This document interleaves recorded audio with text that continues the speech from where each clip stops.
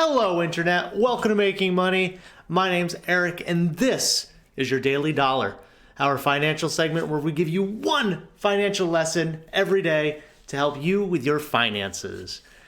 So today's lesson is a cliche. Straight and simple. Today's lesson is money can't buy you happiness. So we could debate this back and forth forever, to be completely honest. But the lesson here behind money can't buy you happiness is really a goal-setting lesson. That being that money should not be your ultimate goal. Money in and of itself will not make you happy. Accumulating it, unless you're someone very particular, say, I don't know, Scrooge McDuck. Unless you're someone like that, accumulating money isn't going to do anything for you, right? It'll give you the opportunity to do things, but just saving money isn't going to do much. So the idea here is that you want to have something that's grounded in either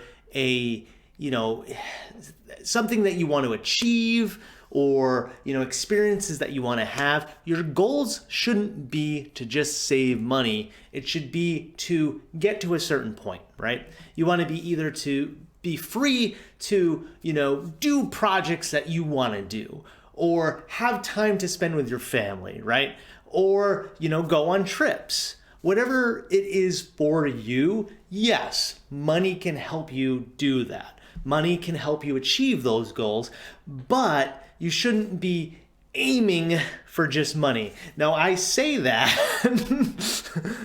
knowing full well that my current goal is to save up $1 million in my investment account. Now, the reason why I'm shooting to save up $1 million in my investment account is to retire early. I am looking for a fire and potentially fat fire approach where me and my family would be able to retire early and spend more time on our own projects. I have a ton of projects that I work on in my pastime.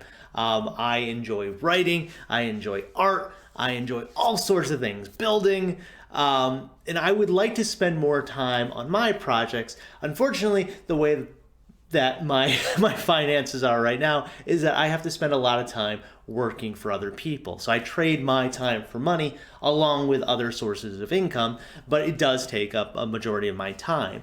The reason why I'm looking to save more money is so that I can do more things. And that is my true goal.